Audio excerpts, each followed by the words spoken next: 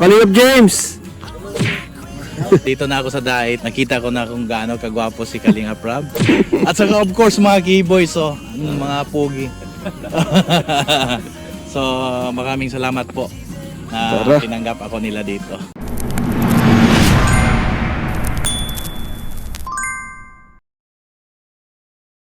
Palang araw sa inyo mga kalingap. Nandito po tayo sa Kahabaan, Talisay, dito po sa Dait, Camarines Norte. At mayroon pong na-vlog ni Kapromde at binigay po sa atin. So ngayon po nandito po tayo para maghatid po tayo ng tulong para kay tatay at nanay dito po sa sinabi kong address. So tara po mga kalingap, kausapin po natin si tatay. Hello tay. Kumusta po kayo? Ilagay ko tayo ha. Para may marinig tayo. Anong pangalan mo tay? Mahmud. Mahmud. Mahmud. Ano yun? Ano po yun? Muslim? Muslim po. Ganun po ba? So, bakit napunta po kayo dito sa Dait? Noong nandun pa kami sa Nubaisia, tapos inalis yung mga vendors, wala kaming mapagtindahan. Ngayon, nagpunta kami dito sa pinsan ko dyan sa Dait. Diyan kami nagtitinda. So, nagkataon po na nagkasakit si Mrs. Nawala yung kapital mi, kulang-kulang 2 buwan. 2 bisis na hospital, di wala na yung kapital mi. Hanggang ngayon, hindi pa kami nakakaano. Hindi kayo nakaahon. Iyo. So, anong pangkabuhayan mo dito at tatay? Ito lang mga tanim-tanim kong mga gulay. Yan lang.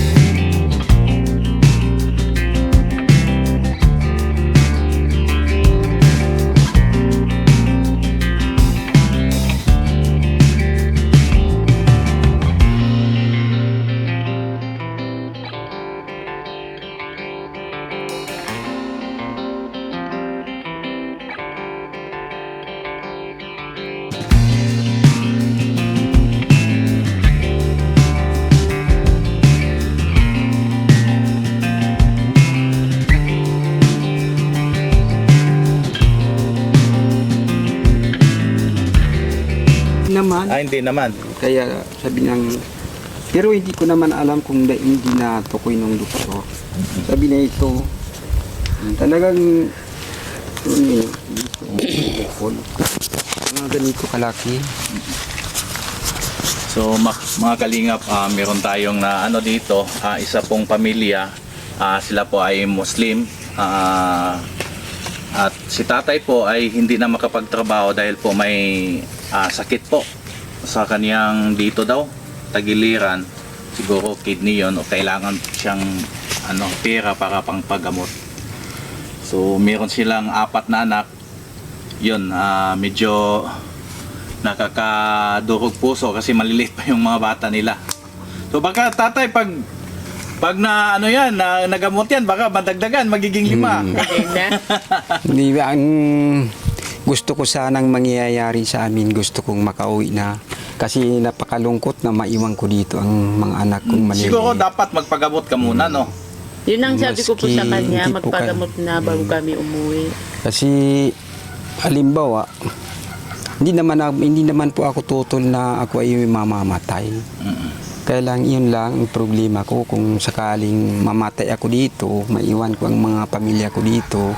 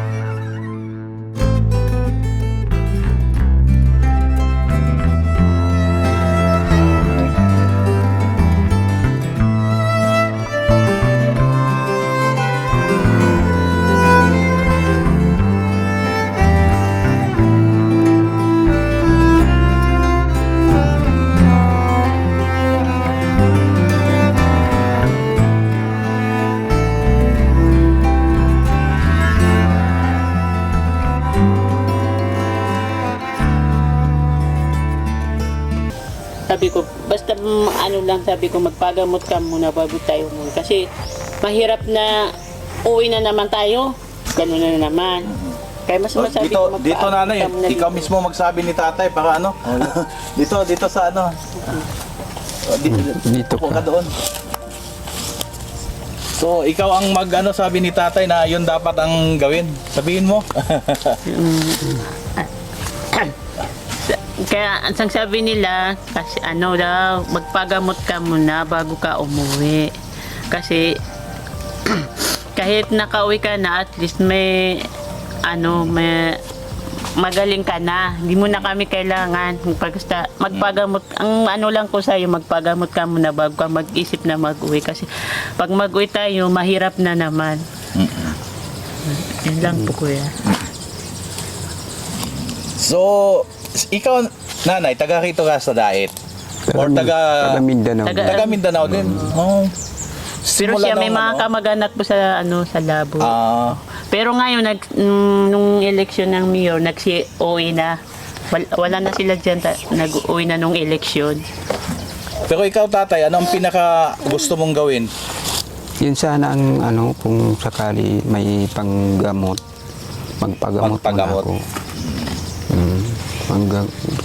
Pero yung doktor ko dun sa sanitarium, kailangan talagang maoperahan ka. Oo, yun nga sa kidney yun, bato sa kidney. Hindi mga ganyan kataas. Kaya nga sabi ng doktor, kailangan niya daw ng yung resulta ng ECG at saka laboratory. Kunin X-ray. mo yung request ko doon sa sa wallet ko. Request ng X-ray at saka Ilang taon na po yung bunso niyo? Yun. yun, pang sarong taon pa lang yan. Isang taon pa lang. Isang taon Ito, pa lang.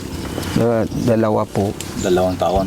Ay, tatlo. Yung pangalawa at panganay, 5, 7. 5, 7. Nasa school po sila. So at least nakakaos din kayo sa mga ang kagandahan lang dito mga kalingap kasi may marami silang tanim.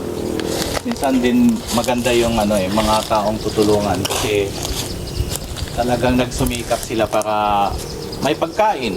Yun po. Hindi sa iba yung may mga na-experience akong natulungan kasi na parang makita mo malaking lupain pero walang tanim. So ito naman po maraming mga talbos ng kamote, kamuting kahoy. So at least makakaos. So ito po yung Request. At may pa siya ay, ito yung gamot na binigay sa kanyang po. Ini ang gamot po ini sa puso. Kasi may sakit doon siya sa mga puso. Ito po mga kalingap po. Ito na naman sa Yan po yung yung ito po sa sa laboratory.